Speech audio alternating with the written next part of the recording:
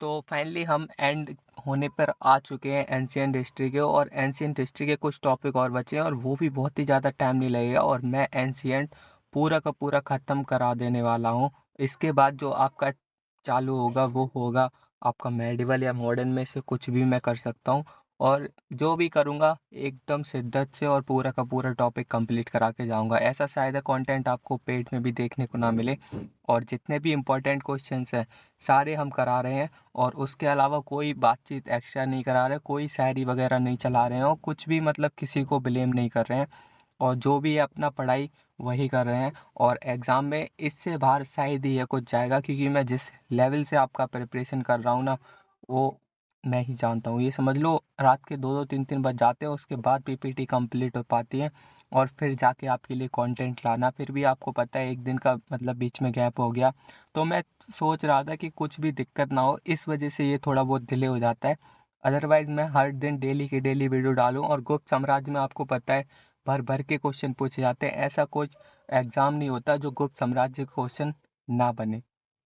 बाकी का जैसे मैंने सातवाहन डायनेस्टी कंप्लीट कराई, जैसे मैंने और भी बाकी सारे टॉपिक कंप्लीट कराए, वो सारे के सारे कंप्लीट कराने के बाद शक कुषाण वगैरह हो गया, उसके बाद आपका गुप्त आ गया। अब गुप्त भी मैं कंप्लीट करा दूंगा। इसके बाद आपका बचेगा वर्धन वंश और चोल चेर साम्राज्य, वो तो मैं एक वीडियो में निपटवा दूंगा, ठीक है। तो बस यही रह गया है, इसके अलावा और कुछ नहीं रह गया एंशियंट में, और वो भी जल्दी कवर कर रहे होंगे हम, और बड़ी अच्छे से। तो आते हैं आज के टॉपिक के ऊपर, और आज का टॉपिक है आपका गुप्त साम्राज्य। और गुप्त साम्राज्य की बात करें तो फिर 319 एडी से 540 एडी तक शासन करते हैं। आप ये समझ लो इसमें टोटल 25 शासक होते हैं, और ये अपने आप में ही बहुत बड़ी बात है, क्योंकि पीढ़ी दर पीढ़ी 25 शासक एक ही स्थान पर राज्य करना सच में बहुत बड़ी बात है। उसके बाद आप मान के चलो इनको भारतीय इतिहास का स्वर्ण युग कहा जाता है, और ये इसी वजह से इतना ज़्यादा शासन लंबा है इनका। 319 से 540 बहुत हो गया भाई। तो भारतीय इतिहास का स्वर्ण युग का कहते किसको है? गुप्त साम्राज्य को। तो ये पेपर में पूछा गया था, तो इस वजह से मैंने इसको ऊपर लिख दिया हेडिंग से। इसके बाद जो आते हैं वो संस्थापक इसके कौन रहते हैं, तो वो श्री गुप्त। बार बार भर भर के क्वेश्चन पूछा गया है पेपर के अंदर, तो भाई इसको इम्पोर्टेंट करके रखना, ठीक है। संस्थापक श्री गुप्त होते हैं, इनको उपाधि दी जाती है महाराज की। आपसे अगर कोई भी मतलब पेपर में पूछे तो फिर यही पूछेगा कि मतलब महाराज की उपाधि किसको मिलती है, तो वो मिलती है आपके श्रीगुप्त को, ठीक है, जो कि संस्थापक थे गुप्त साम्राज्य के। आगे आते हैं इनके पुत्र जो है वो घटोत्कच है, यानी कि श्रीगुप्त के ही पुत्र घटोत्कच है, और श्रीगुप्त के बेटे क्या मतलब बेटे हैं श्रीगुप्त के घटोत्कच, ऐसे कह सकते हो। पुत्र बोल दो बेटे एक ही बात है। और फिर आते हैं चंद्रगुप्त प्रथम, और चंद्रगुप्त प्रथम किसके बेटे हैं, तो वो घटोत्कच के बेटे हैं चंद्रगुप्त प्रथम। तो ऐसे करके ये बने हैं। फिर आते हैं आपका इनका शासन कितना कितना चलता है, तो फिर चंद्रगुप्त प्रथम का शासन चलता है 319 एडी से 334 एडी तक इन्होंने शासन किया है चंद्रगुप्त प्रथम ने, ठीक है। तो ऐसे करके ये सिचुएशन बनती है। और उसके बाद इनका जो उपाधि बात करें तो महाराज धीराज की उपाधि है, और ये पेपर में पूछा गया क्वेश्चन है कि चंद्रगुप्त प्रथम को कौन सी उपाधि दी गई, तो वो महाराज धीराज की दी गई थी, ठीक है। तो ये थोड़ा बहुत ध्यान के रखना, जो जो मैं बता रहा हूँ इंपॉर्टेंट है, उसको या तो आप अलग कॉपी में नोट कर लेना या फिर दिमाग में नोट कर लेना, क्योंकि पेपर में आ सकता है। बाकी का अगर मैं पूरे हिस्ट्री की बात करूँ तो आप गुप्त साम्राज्य पढ़ जाओ, मौर्य साम्राज्य पढ़ जाओ, आपको बहुत हद तक क्वेश्चन मिलने जाएंगे आपके पेपर के अंदर, क्योंकि बहुत ज़्यादा एनी टॉपिक से क्वेश्चन पूछते हैं। एंशियंट का ले लो, मॉडर्न का ले लो, मॉडल का तो खैर मुगल वगैरह से स्टार्ट हो जाता है, बाबर हो गया, और स्टार्टिंग में जब गजनवी वगैरह आता है तो वो हो गया, वहाँ से क्वेश्चन पूछे जाते हैं। तो मेरे को पता है, इस वजह से मैं आपको बता रहा हूँ कि कौन कौन सा इंपॉर्टेंट रहता है भैया। गुप्त साम्राज्य के वास्तविक संस्थापक की बात करूँ जिसकी वजह से बहुत ज़्यादा मतलब गुप्त साम्राज्य प्रसिद्ध हुआ, तो वो है चंद्रगुप्त प्रथम। और चंद्रगुप्त प्रथम की वजह से ये साम्राज्य बहुत ज़्यादा प्रसिद्ध हुआ, और इसी को हम वास्तविक संस्थापक पूछते हैं। अब देखो संस्थापक तो आपको मैं बता दिया कि गुप्त साम्राज्य का श्रीगुप्त था, इनके पुत्र घटोत्कच, और इनका भी जो पुत्र है वो प्रथम है, चंद्रगुप्त प्रथम। लेकिन वास्तविक संस्थापक की पूछे तो चंद्रगुप्त प्रथम हो जाएगा, ठीक है। और गुप्त वंश को पूछा है कि वास्तविक संस्थापक चंद्रगुप्त प्रथम को माना जाता है, ये नीचे लिखा भी था। आगे आते हैं, चंद्रगुप्त प्रथम जिस दिन गद्दी पर बैठा, यानी कि 319 ईस्वी में गद्दी पर बैठा, उसने गुप्त संवत चलाया। अब आपको इससे एक चीज़ ध्यान आ रही होगी, सक संबत कब चलाया, वो अगर आपको ध्यान हो, मैंने पिछले ही टॉपिक में कवर कराया, तो अगर आपको ध्यान है तो आप बता सकते हो सक संबत कब चलाया गया है और किसके टाइम पर चला गया है। भाई का आगे चलते हैं, तो फिर भी बता देता हूँ, शायद आपको ना ध्यान हो। तो फिर कनिष्क के टाइम पे चला गया था शक संबत 78 AD में। ठीक है, तो ये यार ये ध्यान रखना, जाके आपका जो पेपर है वो मतलब निकल ना पाए। तो आगे आते हैं, उसी दिन मतलब राजा रानी के सिक्के चलाए, मतलब जिस दिन चंद्रगुप्त बैठे गद्दी पर उसी दिन शक संबत भी चलाया और राजा रानी के सिक्के भी चलाए। तो ये इम्पोर्टेंट हो सकता है, पूछेगा कि जब चंद्रगुप्त मौर्य गद्दी पर बैठे थे तो उन्होंने कौन से सिक्के चलाए थे, तो वो राजा रानी के सिक्के चलाए थे, सोने का सिक्का था। ठीक है, और इसके बाद अगर मैं बात करूं तो फिर इनका विवाह जो है वो मतलब कुमार देवी से होता है, चंद्रगुप्त प्रथम का, जो कि लिच्छवी वंश से थे। और दहेज में इनको क्या मिला था, पाटलिपुत्र मिला था और वैशाली, जिसका मतलब राजधानी था। ठीक है, तो आप ऐसे ऐसे समझ सकते हो कि पुराने ज़माने में दहेज वगैरह मतलब दे दिया जाता था, और वो भी डायरेक्ट, राज्य ये लो तुम्हारा राज्य तुम्हारे नाम। और आज के ज़माने में वही प्रथा चलती हुई आ रही है, दहेज के नाम पे बाइक ले रहे हैं, कभी कभी फोर व्हीलर ले रहे हैं, कभी कुछ। तो फिर ऐसा ही चल रहा है, पुराने ज़माने से ही सीख के आज की जनरेशन बहुत ज़्यादा आगे बढ़ रही है। खैर जेन जी जनरेशन तो अब दहेज वहेज ऐसी तैसी में जाए, वो वैसे ही अपनी पटा लेते हैं और कर लेते हैं कि नहीं चाहिए यार दहेज। भाई का आपको मैं बता दूं कि इसमें लिखा नहीं है वैसे, तो इसमें मैं आपको बता दूं सोना है, यानी कि सोने का सिक्का जारी करने वाला प्रथम शासक जो था वो गुप्त शासक था। ठीक है, और वो गुप्त में भी कौन था, चंद्रगुप्त प्रथम। इसके बाद अगर मैं बात करूं तो समुद्रगुप्त की, तो फिर पिता थे इनके चंद्रगुप्त और माता थी कुमार देवी, जो कि आपको मैं पढ़ा के आया हूँ पीछे। तो ये ध्यान रखना, इनका जो शासन रहता है वो 335 AD से 380 AD तक रहता है।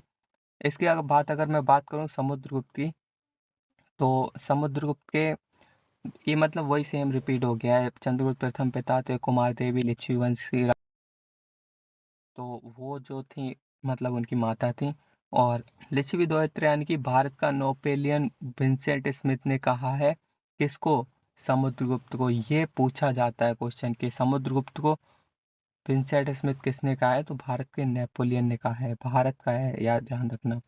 उसके बाद आर्यभट्ट समुद्रगुप्त बोलते हैं। अब क्यों आर्यभट्ट समुद्रगुप्त बोलते हैं, क्योंकि उसने 9 दक्षिणावर्त राजाओं को हराया और 11 आर्यवर्त राजाओं को हराया है समुद्रगुप्त ने। तो इस वजह से इनको मतलब बोलते हैं आर्यभट्ट समुद्रगुप्त, और सातों समुद्रों का स्वामी ऐसे कह सकते हो। इसके बाद अगर मैं बात करूं तो समुद्रगुप्त को जो उपाधि मिली है वो मिली मतलब राजाओं को हराया इसने, और कविराज, इसमें उपाधि नहीं क्या, हाँ नीचे है।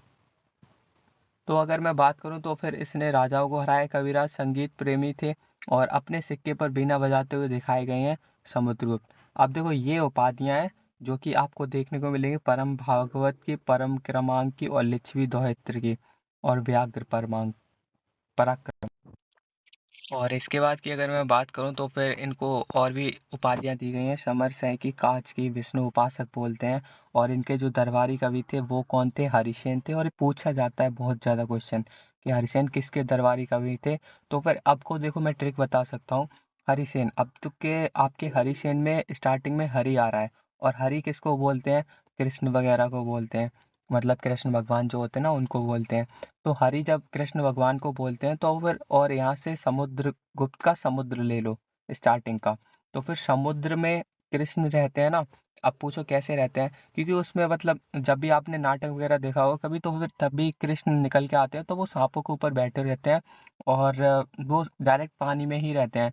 तो ऐसा कह सकते हो समुद्र के अंदर पानी होता है, पानी में कौन रहेगा, हरि रहते हैं। ठीक है, सांप के ऊपर।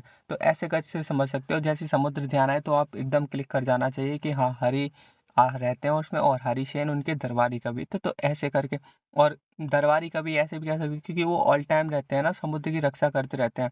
तो ऐसे करके मैंने ये ट्रिक के बेस पर लेना है इसको, और जो मेरे मतलब ठीक लग रहा था ट्रिक, उसी वजह से मैंने आपके दे दिया। हरिसेन जब भी आए तो फिर हरि स्टार्टिंग में, और इसके आगे हरि कहाँ रहते हैं, तो वो समुद्र के अंदर रहते हैं। तो बस इतना ही ध्यान रखना है, और इतना ध्यान रखोगे तो भाई पेपर में फोड़ के आ जाने वाले हो, इतना सही है।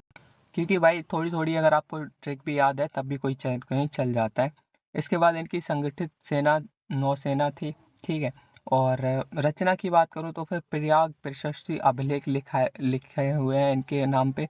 और समुद्रगुप्त के विजय अभियान का वर्णन करें तो फिर गुप्त काल में भानुगुप्त के द्वारा, यानी कि जो गुप्त पीरियड होता है ना, गुप्तास का जो पीरियड होता है उसमें भानुगुप्त द्वारा एरड अभिलेख जारी किया गया मध्य प्रदेश से, ठीक है।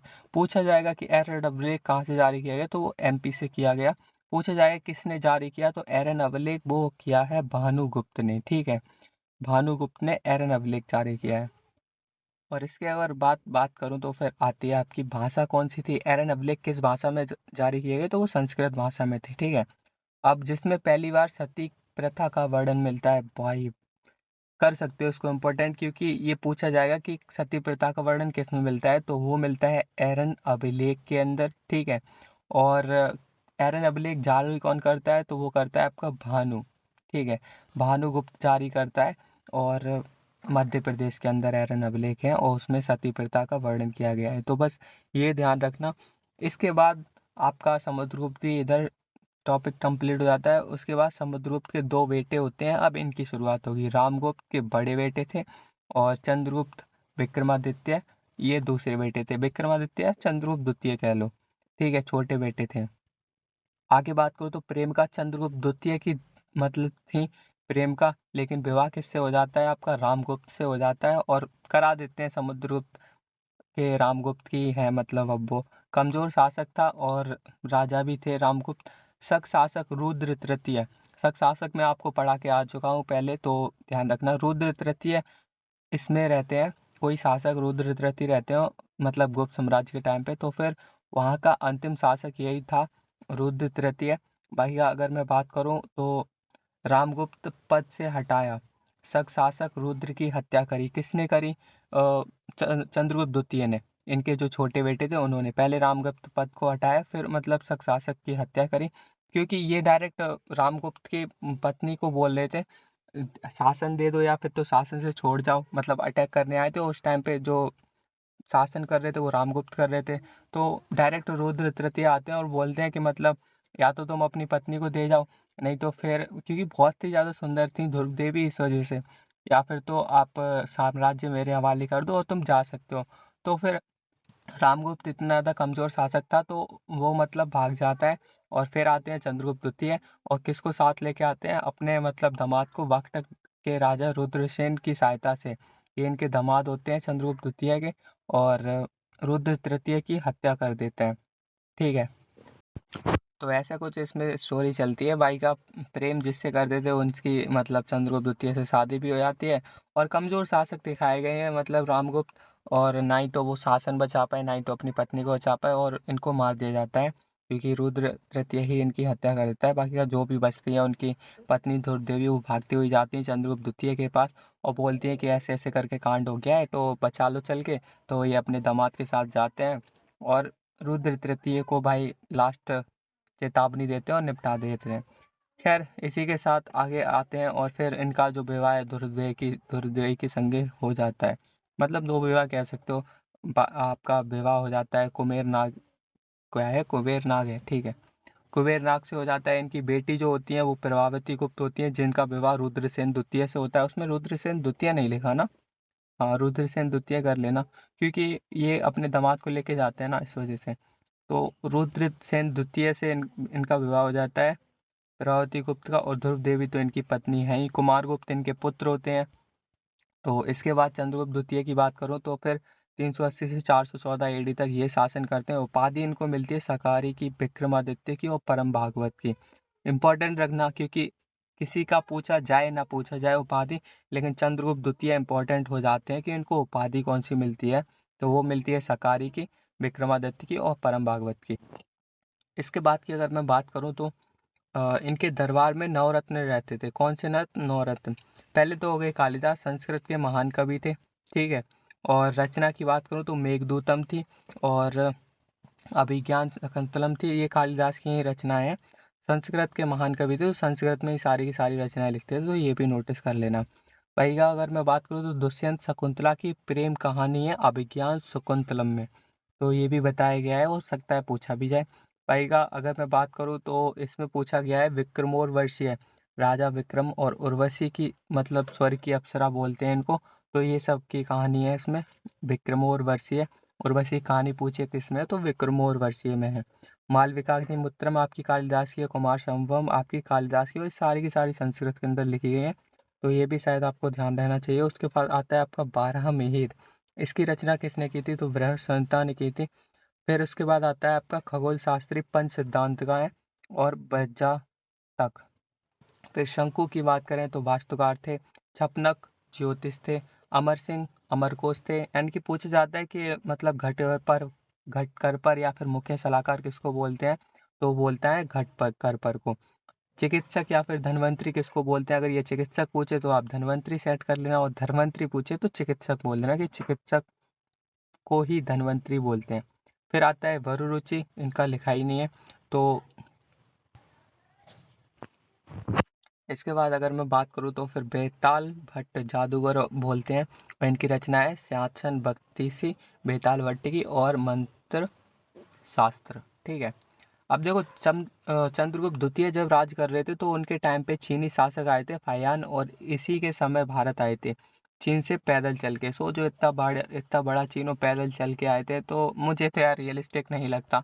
पैदल आए जा रहे हैं भाई, इंसान की सांसें फूल जाएंगी, इतना दूर है पहली बात तो चीन, और चीन से डायरेक्ट भारत आ गए। और चंद्रगुप्त जहाँ राज कर रहा था वो भी क्या यार, मतलब ठीक है जो भी बना रहे हो अफवाह बना रहे हो, लेकिन मेरे को सच बताऊं तो भरोसा नहीं होता चीनी यात्री, वो भी पैदल चल के। मैं सच बताऊं, मैं इधर से अगर किराने की दुकान पे पैदल जाता हूँ ना मेरी हालत खराब हो जाती है, तो ये मतलब पैदल चल के आ गए होंगे। भाई का क्या ही कह सकते हैं, पुराने जमाने में हो भी सकता है नहीं भी हो सकता है, मेरे को तो भरोसा नहीं होता, लेकिन फिर भी एग्जाम में पूछा जाता है कि चीनी यात्री पैदल चल के क्यों आए थे, तो गुप्त के टाइम पे आए थे, तो भाई गुप्त तरीके से आए होंगे और पैदल चलते हुए आए होंगे। तो आगे आते हैं भाई। इसी वजह से चंद्रगुप्त द्वितीय के दरबार में आए थे, क्योंकि चंद्र लगाने को मिल जाएगा सिर के ऊपर और इनको हम अलग से अवार्ड देंगे ऑस्कर। खैर छोड़ो, आगे बात करते हैं। तो भारत से वापस बंगाल से अपनी यात्रा शुरू की इन्होंने, और भारत से वापस बंगाल से अपनी यात्रा शुरू की, बंगाल से फिर से यात्रा शुरू कर लेते हैं। बड़े टैलेंटेड हैं यार चीनी यात्री। खैर अगर मैं बात करूँ तो राजधानियाँ इनकी पाटलिपुत्र और उज्जैन थी, और चीनी लेखक को युन्तु बोलते थे। क्वेश्चन पूछा गया है तो ठीक है ध्यान रखना, चीनी यात्रियों को क्या बोलते थे, युन्तु। चीनी यात्री लोग चीनी यात्रियों को नहीं बोलते थे, चीनी जो लेखक हैं ठीक है वो भारतीयों को, यानी कि हम जैसे गरीब लोगों को ये बोलते थे युन्तु। ठीक है, तो भारतीयों को इंतु बोलते थे कि अगर वो देखो इंतु जा रहा है, अरे नहीं ये एक और इंतु जा रहा है, तो इंतु करके बोलते थे। तो ठीक है, इंडिया में आने पे इन्होंने एक नया आविष्कार कर दिया, अपने लोगों का ही नाम चेंज कर दिया, हिंदू रख दिया। खतरनाक है। आगे आते हैं तो मेहरौली लौह स्तंभ अभिलेख दिल्ली के अंदर है, और भाषा किसमें संस्कृत के अंदर लिखा गया है, और इस पर चंद्र लिखा हुआ है। तो मेहरौली लौह स्तंभ पूछा जाता है कि कहाँ पर है, तो दिल्ली के अंदर है। संस्कृत भाषा में चंद्र लिखा हुआ है, इस वजह से ये पता चलता है कि चंद्रगुप्त के टाइम पर है। भैया अगर मैं बात करूँ, चंद्रगुप्त ने कदम वंश के शासक काकुत्स वर्मा की बेटी से अपने पुत्र कुमार गुप्त का विवाह कराया। तो हाँ, इन्होंने काकुत्स वर्मा की बेटी से बेटे का कुमार गुप्त का विवाह करा दिया, और बेटी का किसके करा दिया, रूद्रसेन द्वितीय से करा दिया, और उसको भी लड़वा दिया था अपनी मतलब सेटिंग के लिए। खैर मतलब मैं ध्रुव देवी की बात कर रहा हूँ। चलो कोई बात नहीं है, उसको उसका प्यार मिल गया वही बहुत है।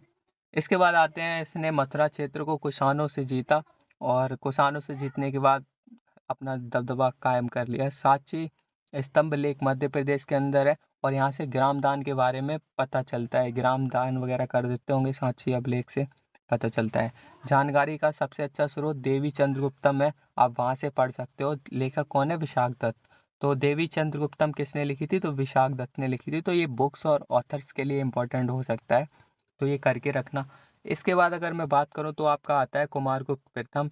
कुमारगुप्त प्रथम ने चंद्रगुप्त, जो इनकी माता थी कुमारगुप्त प्रथम की, सॉरी चंद्रगुप्त पिता थे, क्या यार मैं बोल रहा हूँ, चंद्रगुप्त के आगे माता लिखा तो मैंने सोचा चंद्रगुप्त माता होंगे, सॉरी सॉरी गलत हो गया। कुमारगुप्त प्रथम के पिता चंद्रगुप्त थे। ठीक है, और मैं भी एक नामकरण दे दे रहा हूँ, कुमारगुप्त की माता चंद्रगुप्त थी।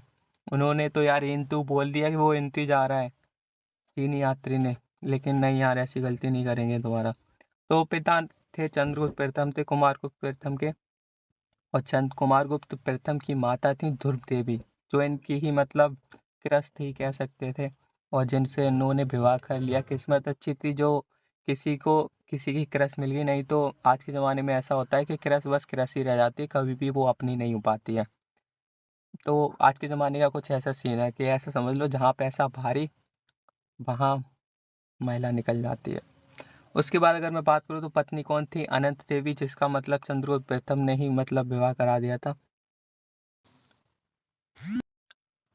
तो आप एक और चीज़ शायद पता कर चुके हो, क्योंकि काकुत्स वर्मा की बेटी से इन्होंने विवाह कराया था चंद्रगुप्त प्रथम ने, उनकी बेटी का नाम क्या था? अनंत देवी।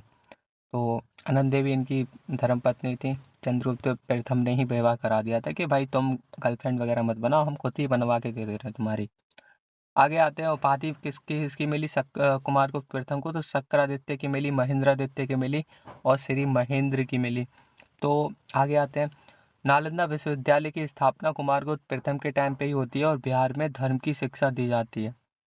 स्थापना धर्म की शिक्षा दी जाती है, तो कुमारगुप्त प्रथम के टाइम पे ही नालंदा विश्वविद्यालय होती है। मंच और प्रशस्ति, ये यार इंपॉर्टेंट हो जाता है। मंच और प्रशस्ति, इससे कुमारगुप्त प्रथम के शासन के बारे में जानकारी मिलती है। अब कोई अगर पूछे कि कुमारगुप्त प्रथम ने शासन किया था, क्या प्रमाण है? कोई है प्रमाण? तो फिर बस प्रमाण यही दे दो कि मंच और प्रशस्ति अभिलेख से पता चलता है कि कुमारगुप्त ने भी शासन करे थे। तो आगे आते हैं, बिलसर अभिलेख, मतलब बिलसर अभिलेख एटा यूपी के अंदर होते हैं, और कुमारगुप्त प्रथम तक गुप्त वंश के शासक की वंशावली की जानकारी मिलती है। तो यहाँ से वंश वगैरह ही चलते रहते हैं कि राजा का बेटा राजा, ये तो वही वंश वगैरह की जानकारी मिलती है। उसके बाद आते हैं स्कंदगुप्त, यानी कि गुप्त वंश का अंतिम महान शासक। और महान शासक क्यों कह रहे हैं? क्योंकि इसके बाद कमजोर शासक उत्पन्न हो जाएंगे, इस वजह से स्कंदगुप्त को महान शासक बोला गया है। और कुमारगुप्त प्रथम के बाद स्कंदगुप्त आते हैं। उसके बाद इनको उपाधि दी जाती है क्रमादित्य और शंकरोपम की, विष्णु उपासक इनको भी बोलते हैं। और राजधानी आपकी अयोध्या थी। और अगर आपको थोड़ा बहुत भी ध्यान हो तो फिर विष्णु उपासक और किसी को भी बोलते थे, अभी मैं बढ़ा के आया हूँ, समुद्रगुप्त को, ठीक है, जिनके पास पूरा का पूरा समुद्र था, जिनके दरबार में कौन मतलब रहते थे? तो वो थे हरि, हरि रहते थे भाई इनकी रक्षा करने के लिए समुद्र के, तो हरिसेन थे।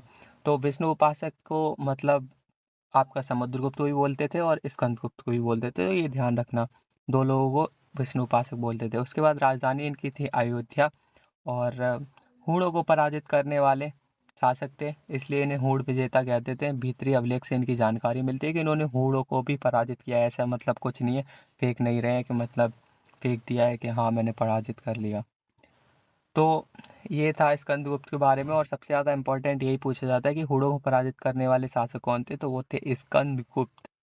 उसके बाद अगर मैं बात करूं तो झीलों का, यानी कि सुदर्शन झील का पुनर्जीर्णोद्धार कराया, यानी कि उनको फिर से रिनोवेट कराया, दोबारा से उनका निर्माण कराया सुदर्शन झील का। और जानकारी जूनागढ़ अभिलेख से मिलती है, तो ये भी ध्यान रखना। और गुप्त वंश में टोटल 25 शासक हुए, ये चीज़ मैंने आपको बताया भी था जब मैं गुप्त शासन स्टार्ट कर रहा था। और काफ़ी ज़्यादा इन्होंने मतलब आतंक मचा के। और अब आ जाते हैं थोड़ा बहुत रिवीजन के ऊपर, क्योंकि ये इंपॉर्टेंट पार्ट है, इसी वजह से मैं इसको बार बार रिवाइज कराऊंगा। तो ऐसा कह सकते हो, भारत का नेपोलियन किसको बोलते थे? तो वो बोलते थे आपका समुद्रगुप्त को। 9 + 12 राजाओं को हराया, और 9 आपके थे दक्षिणावर्त, और वामावर्त थे 12 राजा, तो ऐसे कह सकते हो। फिर कविराज बोलते थे आपका समुद्रगुप्त को। फिर early history of India Vincent Smith ने कहा था, ये मतलब अलग ही है, लेकिन विंसेंट स्मिथ ने ये बोला था। उसके बाद अगर मैं बात करूं तो परम भागवत बोलते थे, क्रमांक बोलते थे परम क्रमांक, लिच्छवी दोहित्र, व्याघ्र पराक्रम, और समरसत बोलते थे, कांच बोलते थे। ये सारे के सारे नाम किसके हैं? आपके समुद्रगुप्त के, क्योंकि उनको सातों मतलब समुद्रों का स्वामी बोलते थे, इसी वजह से उनकी, क्योंकि उन्होंने 9 दक्षिणावर्त एंड 12 वामावर्त राजाओं को हराया था, इस वजह से। तो इन्होंने 9 आर्यव्रत और 12 दक्षिणावर्त राजाओं को हराया था, ठीक है। तो ये ध्यान रखना, शायद पूछा जाए आर्यव्रत और 12 दक्षिणाव्रत, ठीक है। तो ये ध्यान रखना ताकि आपका समुद्रगुप्त से रिलेटेड जो भी यही चीज़ मेन है कि समुद्रगुप्त ने कितने स्वामी के राजाओं को हराया था, तो वो 9 आपका आर्यव्रत हो गया और 12 दक्षिणाव्रत। तो आगे आते हैं। यह संगीत प्रेमी था और वीणा बजाते हुए चित्र भी दिखाए गए इनके सिक्कों के ऊपर। इनके दरबारी कवि थे हरिसेन थे और हरि किसकी रक्षा कर रहे थे, समुद्रों की। तो आराम से याद कर सकते हो, इनके दरबारी कवि थे। इसने प्रयाग प्रशस्ति अभिलेख पर लिखा है। अब पूछे समुद्रगुप्त के पास सेना कौन सी थी, तो वो 9 सेना थी और संगठित। इसके बाद आते हैं अपन चंद्रगुप्त द्वितीय के ऊपर। 380 से 414 एडी तक ये मतलब शासन करते हैं। इनको उपाधि दी जाती है सकारी, विक्रमांक और परम भागवत की और विक्रमादित्य की। 14 विक्रमादित्य में से एक थे आपके चंद्रगुप्त द्वितीय। इसके बाद बात करते हैं इनके दरबार में 9 रत्न रहते थे, तो ये इंपॉर्टेंट हो जाता है और ये शायद रिवीजन नहीं है, ये कुछ नया है, तो ये ध्यान रखना। कालिदास भारत का शेक्सपियर बोलते हैं, ठीक है, कालिदास को। और कालिदास ने लिखी थी मेघदूतम, रघुवंशम, अभिज्ञान शकुंतलम। और ये अभिज्ञान शकुंतलम पहला अनुवादित ग्रंथ था। तो ये भी ध्यान रखना कि पहला अनुवादित ग्रंथ कौन सा था, तो अभिज्ञान शकुंतलम। उनको अभी अभी ज्ञान मिला था ना, ऐसे कर सकते हो, अभी अभी ज्ञान मिला तो वो क्या ही लिखेंगे किसी चीज के अंदर। तो इसी वजह से उनका अनुवादित ग्रंथ मिल गया। तो अभी ज्ञान कैसे मिल गया, और अभी ज्ञान मिल गया, तुमने बुक भी छाप डाली। तो इस वजह से आप ये थोड़ा बहुत ट्रिकी वेस में याद कर सकते हो, मजा आ जाएगा। दुष्यंत प्लस शकुंतला की प्रेम कथा दिखाई गई है अभिज्ञान शकुंतलम में। इसके बाद की अगर मैं बात करूं तो विक्रमोर्वशीय, मालविकाग्निमित्रम, कुमार संभव, न जाने कितनी ही कालिदास ने बुक छाप दी है। और इतनी छाप दी है कि जो भी स्टूडेंट है उनका दिमाग खराब हो जाए और जब वो पेपर देने आए तो वो सर के ऊपर से निकल जाए। तो बस सर के ऊपर से नहीं निकलने देना है, आपको बस पढ़ाई करना है, जो कालिदास की सोच थी उसको बीट करना है और पेपर में अलग ही लेवल का जलवा दिखाना है, ठीक है। तो आगे आते हैं। 12 मिहिर की बात करें तो बृहद संहिता इन्होंने लिखी है, पंच सिद्धांत का लिखी है और बृहद जातक लिखी है। बृहद जातक पंच सिद्धांत का इंपॉर्टेंट हो जाती है, पूछी जाती है पेपर के अंदर, प्रीवियस ईयर उठा के देख लेना, पूछी गई है पंच सिद्धांत का किसने लिखी है, तो वो 12 मिहिर ने लिखी। इसके बाद की अगर मैं बात करूं तो फिर आपको शंकु बोलते हैं वास्तुकार को, छपनक बोलते हैं ज्योतिष को, अमर सिंह बोलते हैं अमर कोश को, घटकर पर मुख्य सलाहकार होते हैं। और आगे अगर मैं कुछ और लेके जाऊं तो धनवंतरी मैंने आपको बताया था, चिकित्सक बोलते हैं, पूछा गया है प्रीवियस ईयर में। तो वरुरुचि पता नहीं इनको क्या बोलते थे। भाई का बेताल भट्ट जो थे वो जादूगर थे, सिंहासन बत्तीसी की पुस्तक लिखी है बेताल भट्ट ने। इसके बाद की अगर मैं बात करूँ तो 13वें नंबर का आता है और पाहियान आपका 399 से 414 ईस्वी तक आए थे, भारत में रहा और इसने पुस्तक लिखी फाकियों की। और पैदल चल के आए थे पाहियान, क्योंकि इनका इतना बड़ा मतलब पैदल चलने का जोश था, जिससे मतलब भारत में आके ही वो जोश ठंडा पड़ा इनका, उसके अलावा कहीं जाने के लायक ही नहीं रहे। खैर कोई दिक्कत नहीं है, आगे तो आगे था, क्योंकि वो पुस्तक लिखी थी फाहियान ने। 399 से 414 ईस्वी तक रहे और उसी टाइम तक आपका चंद्रगुप्त द्वितीय का शासन रहता है। चीनी लेखक जो है वो भारतीयों को हिंदू बोलते थे, कोई बात नहीं है, मन मर्जी है बोल सकते थे, लेकिन आज के ज़माने में नहीं बोल पाएंगे, क्योंकि आज के ज़माने में भाई हर एक अपने आप में राजा है और वो जवाब देना आता है उसको बहुत अच्छे से। अगर तुम हिंदू बोलते हो तो फिर हम भी कुछ ना कुछ नामकरण कर ही देते हैं तुम्हारा।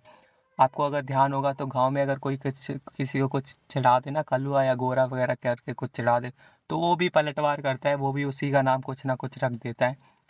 तो हाँ, उसी के नाम से नामकरण हो जाता है। तो बस एक ही चीज़ ध्यान रखना, किसी को उल्टा सीधा मत बोलना, नहीं तो उसको भी बोलने में टाइम नहीं लगेगा और आपका भी बेइज्जती होना निश्चित है।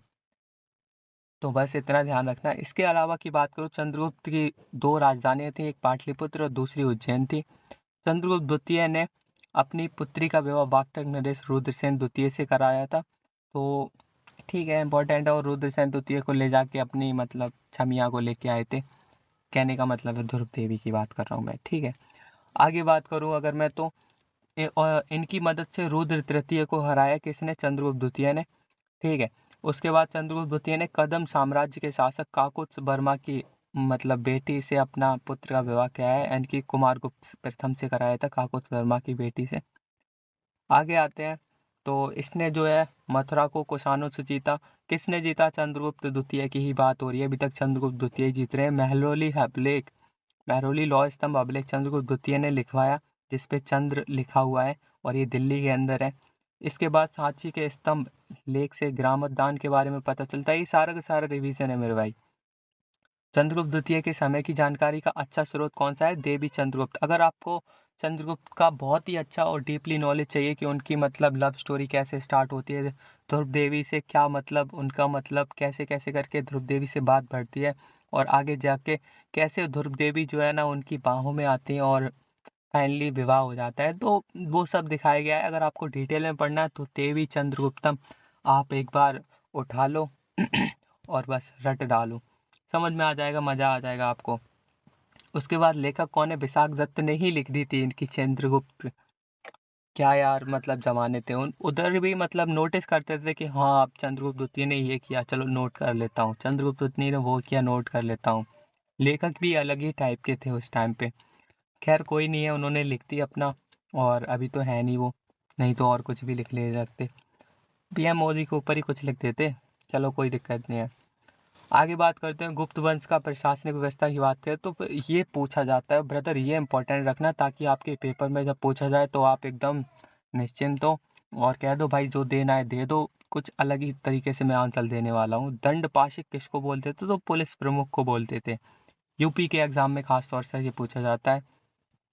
उसके बाद की अगर मैं बात करूं तो महासंधि विग्रह विदेश नीति और युद्ध शांति के टाइम को बोलते थे महासंधि विग्रह। संधि ही आ रही है तो आप सही तो समझ सकते हो शांति से रिलेटेड होगा, विदेश नीति और युद्ध और शांति के बजाय। महादंड नायक न्याय विभाग का प्रमुख होता है। अग्रहारिक दान विभाग को बोलते हैं। कुमार अमात्य ये महत्वपूर्ण मंत्री होता है। और उसके बाद की अगर मैं बात करूं तो फिर सिक्के इन्होंने चलाए गुप्त गुप्त साम्राज्य में। तो तांबे का सिक्का को कौड़ी बोलते हैं, सोने का सिक्का दीनार बोलते हैं, चंद्रगुप्त प्रथम ने चलवाया था। और चांदी के सिक्के रुपयक बोलते हैं, जारी किसने कराया था? चंद्रगुप्त द्वितीय ने कराया था। तो ये इंपॉर्टेंट टॉपिक हो जाते हैं इनके, और तीनों को याद कर लेना, सारे के सारे मोस्ट इंपॉर्टेंट है। तांबे के सिक्के को कौड़ी बोलते हैं, सोने के सिक्के को दीनार और चंद्रगुप्त प्रथम ने जारी कराया था, और चांदी का सिक्का जो था वो रुद्रसेन द्वितीय ने चलाया था। सोचो, ऐसा देखो इजी वे में तुमको ट्रिक बता दूं एक, तांबे का सिक्का सबसे कम का आता है और सस्ता भी होता है, तो इस वजह से कौड़ी नाम दे दिया उसको, ठीक है। लेकिन जब भी बात करते हो कौड़ी किसको बोलते हैं, तो सीधी बात है सबसे कम जो मतलब पैसे का आता है, तांबे, तांबे का बनाया होगा कौड़ी, कोई वैल्यू ही नहीं है उसकी, ऐसा समझ सकते हो। सोने का सिक्का भाई दीनार, ये चंद्रगुप्त प्रथम ने बनवाया था और ये प्रथम था, तो गुप्त साम्राज्य के पास काफी सारा पैसा था, इस वजह से उसने सोने का सिक्का बनवा दिया उसको, मतलब दिनार बहुत बड़ा दिल था उसका, इस वजह से ऐसे कह सकते हो। फिर बचा आपका चंद्रगुप्त द्वितीय जब आते हैं, तो फिर चंद्रगुप्त द्वितीय के टाइम पे भाई पैसा इतना कम हो जाता है कि वो चांदी के सिक्के ही अफोर्ड कर पाते हैं, और चांदी के सिक्के बनाते कौन है? चंद्रगुप्त द्वितीय।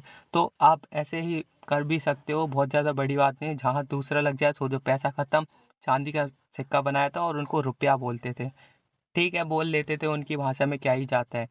तो ये ध्यान रखना और आपको आसानी से याद हो जाएगा। सबसे कम पैसा था तो इस वजह से कौड़ी बोल दिया, थोड़ा ज़्यादा पैसा हुआ सोने का सिक्का बता दिया, और दिनार उसको बोलते हैं चंद्रगुप्त प्रथम के टाइम पे, चंद्रगुप्त द्वितीय का शासन आता है तो रुपया बोलते हैं, चांदी का सिक्का मिल जाता है। उसके बाद और नीचे आते हैं तो फिर पता नहीं मिट्टी का सिक्का भी नहीं बना दे कहीं, लेकिन कोई नहीं है, अपने को तो बस ट्रिक के थ्रू याद करना था तो एग्जाम निकालना है।